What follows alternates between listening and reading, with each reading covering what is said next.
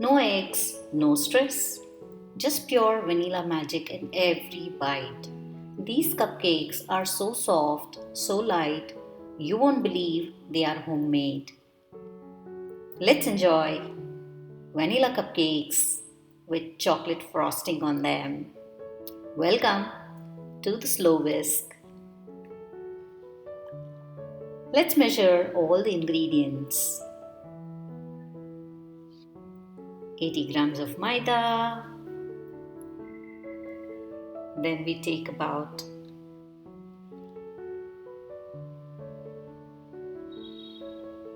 50 grams of powdered sugar,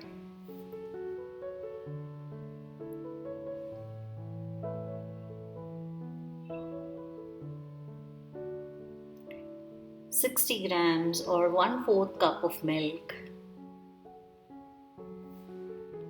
31 grams of yogurt or curd,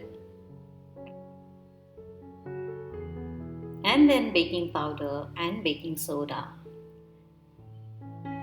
We will add in the oil a little later. In a bowl, slow whisk the curd so that there are no lumps. Then you can add in sugar and combine it well. Once the sugar is mixed, you can add vanilla essence or the extract. Now it's time to add in 31 grams of vegetable oil and mix it. Also, you can sift in 80 grams of maida along with baking powder and baking soda. Mix it well with the help of a spatula. Now we add in the milk. You can look at this gooey texture now. While you're doing all this, also look into preheating your oven at 160 degrees for 10 minutes. Usually when I bake, I keep the cupcake liners ready even before I start the process. Fill in the batter up to 3/4 of the cupcake liners.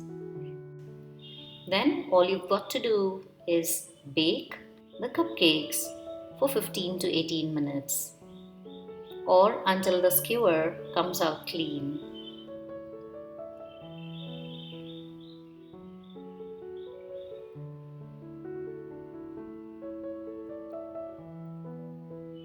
And now for the frosting.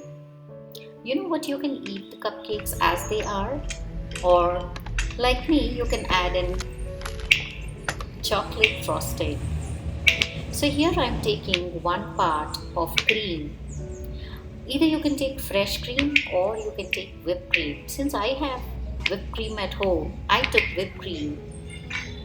1 portion whipped cream and 2 portions of chocolate. I took dark chocolate, the compound chocolate. I melted the chocolate on a double boiler method. Now, if you don't know what is a double boiler method, all you've got to do is take a bowl, add in water. Once it comes to a boil, place the chocolates over it and keep stirring them till they melt. Once they are about 75% melted, then you can add in your whipped cream or fresh cream and mix it. Once well combined, cover it with a cling film and refrigerate it for about 2 hours. Once done, remove it and then you can beat it with an electric beater.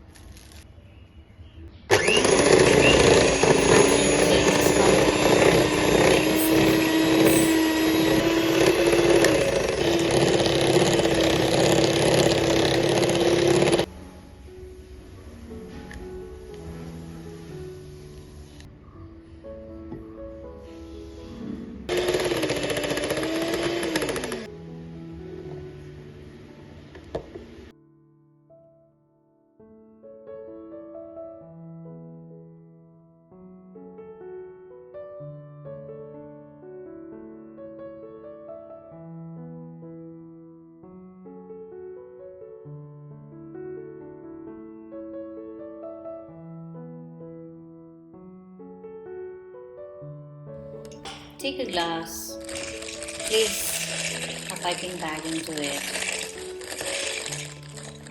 and you can add the frosting.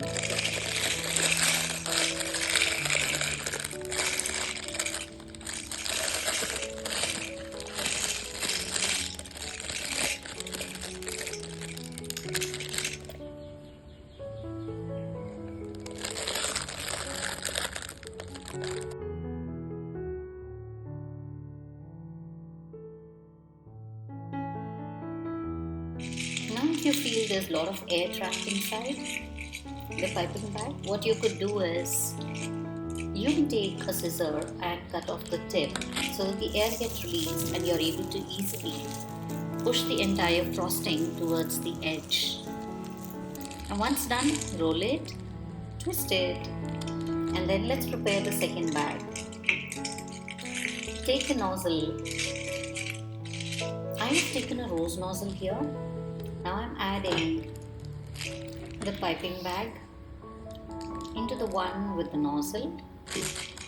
Now your piping bag is ready to design the cupcakes as you like it. You can make any design of your choice. Since I've used a rose nozzle here, this is the way I have designed my cupcakes. While I was doing this, it started pouring heavily. What better way to enjoy the weather than this? You want to know how this turned out? The cupcakes? My daughter, who doesn't usually enjoy any frosting onto the cupcakes, loved the frosting alone. I'm sure your kids will enjoy them too. Not just kids, even your family members. Bake, eat, enjoy. And if you like the content, do consider subscribing to my channel, This Low Whisk. See you all.